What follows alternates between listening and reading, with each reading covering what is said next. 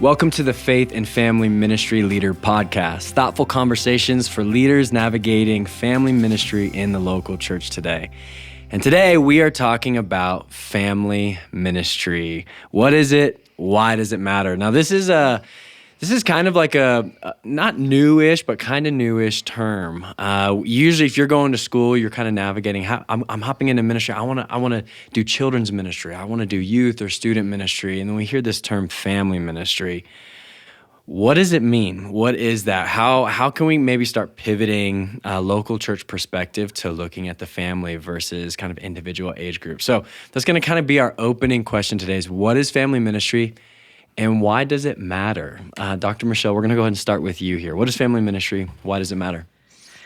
Yeah, I think family ministry can mean so many different things from wherever it's contextualized or wherever you're serving. And I think it's broad enough to really envelop a lot of different expressions. You know, it's the same value, but a different expression in different contexts.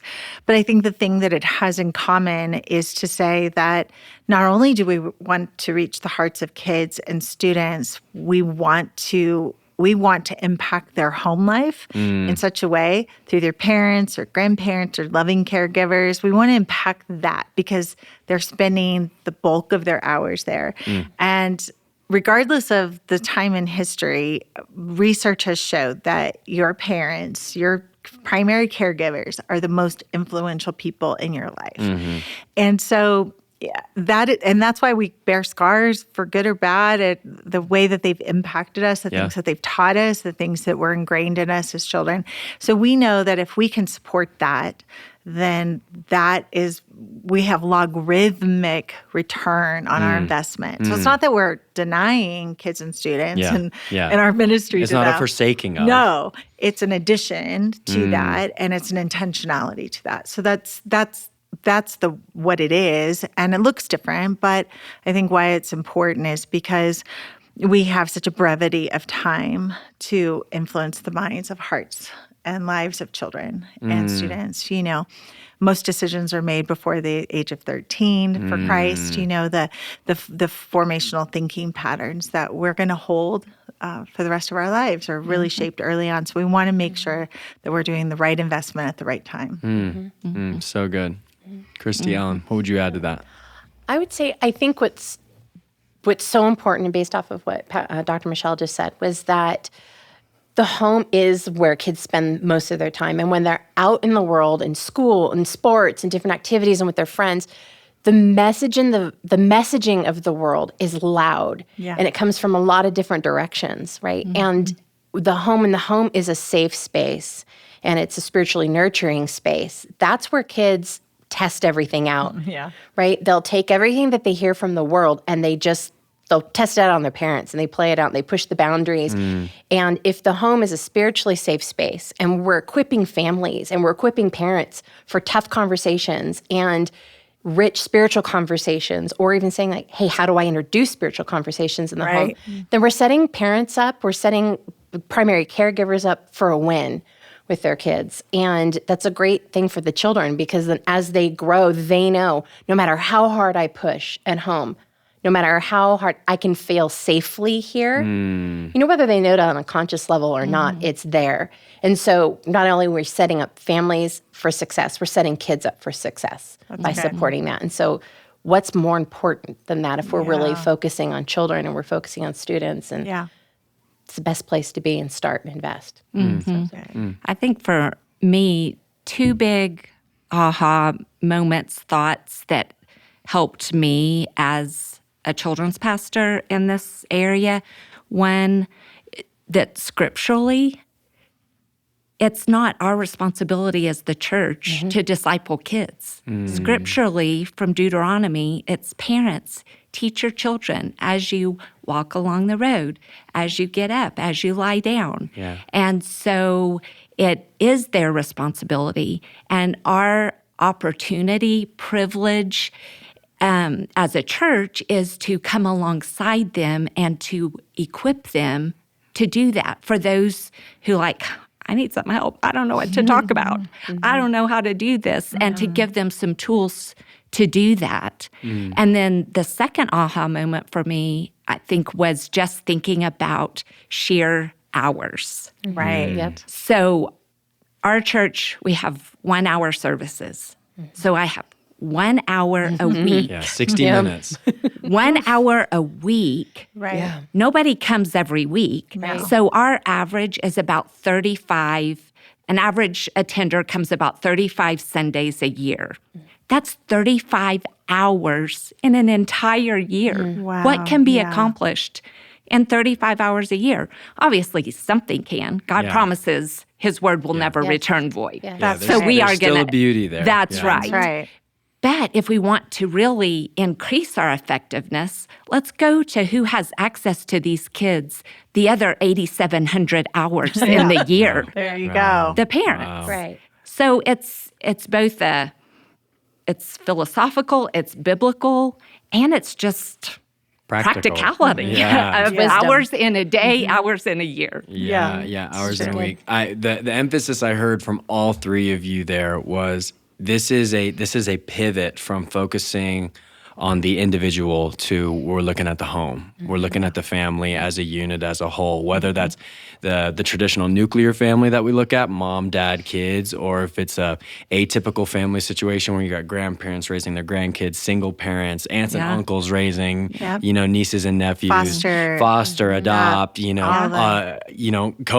like we have cohabiting situations Yeah. in Yes. our Yeah. homes or in our churches.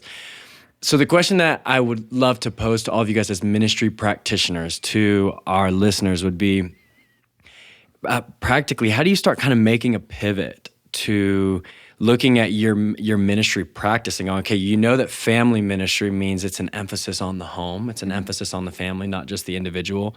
How do you start to pivot your church practice, your ministry practice? If you're just a children's pastor, you have no control over changing everything in church, but you start going, the work we're going to start investing in is actually an investment in the home, not just the kid. Where would you tell them to start? How do you start making that pivot? Yeah. I would say count the cost. And I don't mean that to scare anyone away. I think Jesus said that when he was talking about discipleship. Yeah. And if we're going to make disciples, we have to count the cost, because I've operated in a pure kids ministry model, pure student ministry model, and I've operated in family ministry models. And in kids ministry or student ministries, it's really simple. You have them for that hour, you teach the curriculum, and then you say goodbye. And For those certain amount of years. yeah. And it doesn't even really matter what's happening in the home or society. You can just do that. Yeah. And you can be excellent it's simple, at it. and you can be excellent, and it's clean and simple.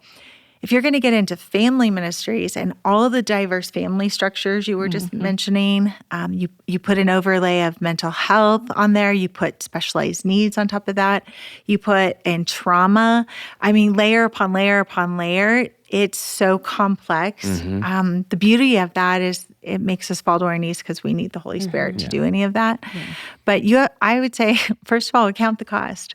And I do think, honestly, some people say, I don't have that skill set or the time to do that, so I'm just going to do this. But I think there's an in-between, and I think for us to truly be ministers at this time in history, we don't have a choice. I feel like we can't say, like, we're not going to touch that. We're just going to, like, bury our heads in the sand and pretend.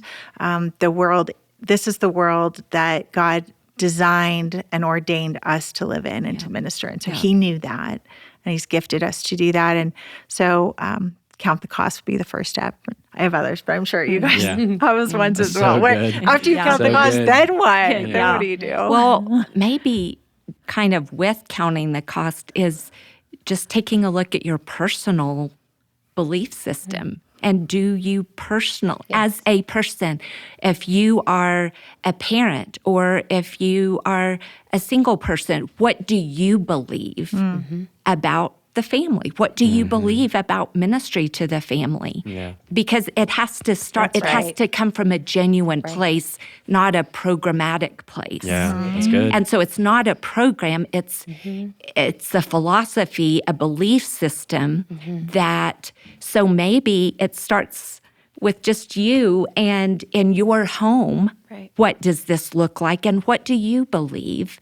And then maybe if you find, I really do believe that, this is what I practice in my home, in my community, with my group, whoever that is, then, okay, how do I share that with my volunteer team? And start equipping them, asking them that question.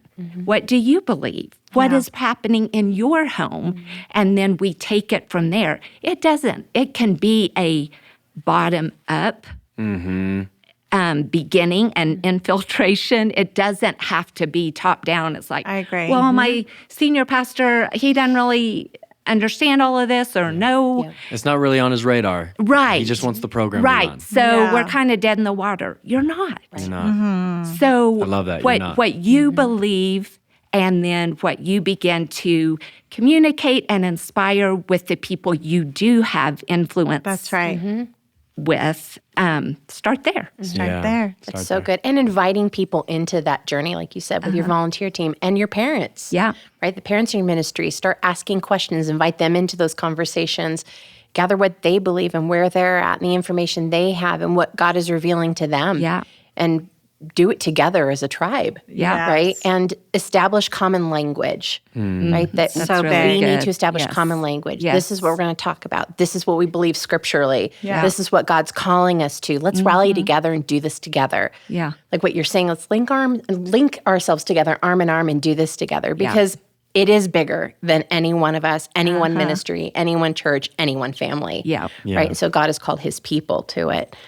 I love what you said, Ellen, about family ministry is more of a philosophy than a program. And I think if somebody is thinking of implementing family ministry like a program like they've done in other things, it won't work. It just, it simply doesn't. And I think one of the ways that we do this, and it piggybacks on what you said, language, is just sort of inverting those two words and reversing them and saying, we have a ministry for children instead of children's ministry.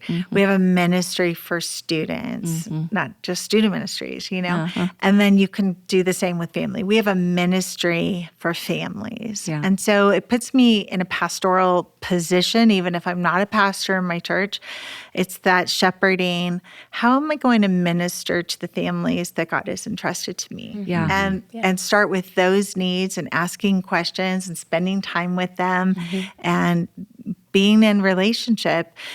We have to be outside of church oftentimes to even know what's going on in our lives. And I've been recently asking my staff, like, make some appointments during your week with our volunteers, with our parents, with the families. Like, fill up your hours with knowing who you're ministering to so you can minister to the families. Yeah. That's so good. I also think another place to start, because family ministry, is about relationships. Yes. Yeah. Right? And ministry to families happens best through relationships. That's right. And ministry happens best through relationships. So something that we've experienced, we just had this, we're filming this the beginning of June. We just had Move Up at our church. Yeah. And so that was precipitated by some conversations with me and the student pastor on, okay, this 5th to 6th grade handoff. How are we going to make this super strong? Good for you. And Yeah. Love have it. that Good. conversation. Oh, the summer And- conversation. right. But that's a conversation I can have and I can initiate no matter what our Whether the org title. chart says Right, it. exactly. And then we're also having that conversation with the adult pastor on those who are graduating from high school. How are we going to make this strong from students to young adults right. and into the adult life of the body? Yeah. So you can initiate those conversations without a title, without any structural change. Just have a conversation based on relationship. That's right. Relationship is huge. I remember for me as a youth pastor, you fill your calendar as a youth pastor with, I'm going to games, I'm going to choir concerts and theater productions and School lunches. student centric. I'm going Yeah. I'm going to graduation parties when May hits, Yeah. and I'm going to speak at senior capping ceremonies, and And I remember early on going, okay, like this will be part of the job, the invitation to come support the student at fill in the blank. And yet my priority can shift to go, yes, I know that that's going to be a part of my job, but my objective could be when I go to do those things, I'm looking for mom and dad to catch an hour or two with mom and dad. Yeah. And go, okay, so I'm here to support your student. I want them to know, yes, like I'm here to celebrate and champion them, but I'm here to hear what's going on in the home. What are you navigating as mom and dad with, so-and-so, fill in the blank. What challenges are you guys facing? What are you seeing? What are you celebrating right now in the life of your student? Like, is there anything that like you're watching that's making you afraid as mom and dad? Like there are those conversations that we as the local church get the privilege of stepping into and going, okay, hey, I am not just here for them. We're here to stand alongside one another and support you.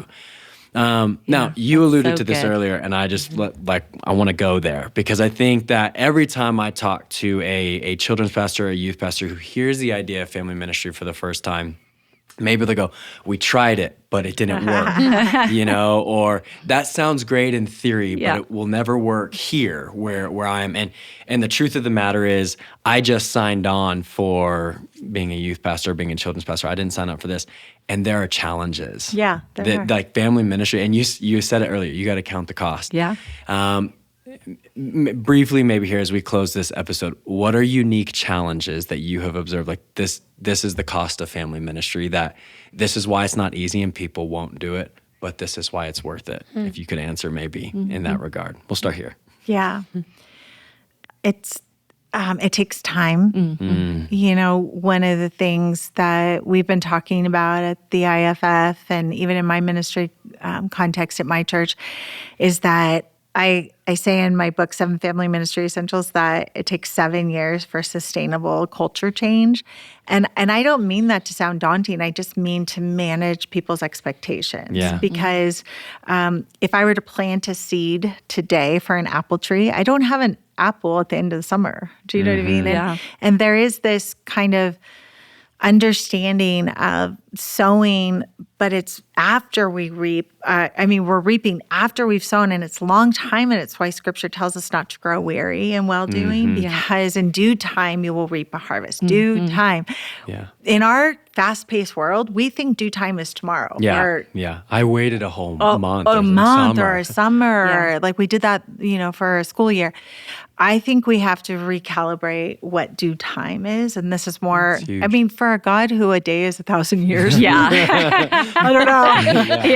And so I think the cost is just being patient. I think we have to hang in there. We have to be long-suffering. That's good, Michelle. I think that's the cost of That's it. huge. And I have seen the fruit. It's beautiful because I've been in ministry for like 35 years now. So I want to tell the story. Like there's fruit, don't give up. The harvest, there's harvest after harvest after harvest.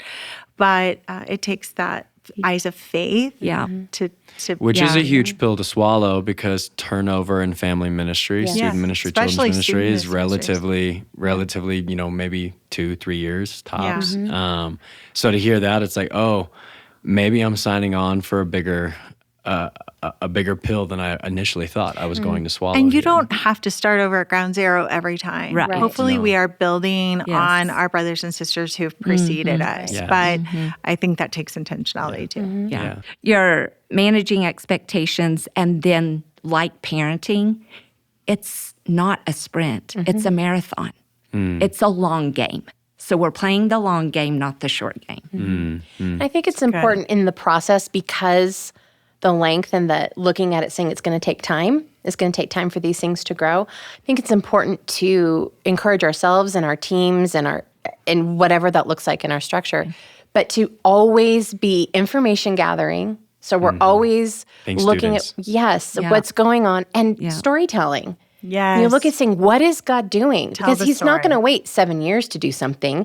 He's always doing something. He's always working in our lives, the lives of the kids and their families. So we need to tell those stories and look back and say, what has God done? And celebrate those things, right? We remember and we celebrate. There's a reason why he set that up for us, so that we could go the long haul. Because that's what our faith is. It's long-term. It's not 3 months or a short season. There was, in the scriptures, there's the feast of first fruits. And I love that. Like in the harvesting metaphor, there's always these first little fruits. They're small, they're not as maybe succulent or as beautiful, but there's little first fruits to say like, okay, it has planted, it is taking root. Yeah.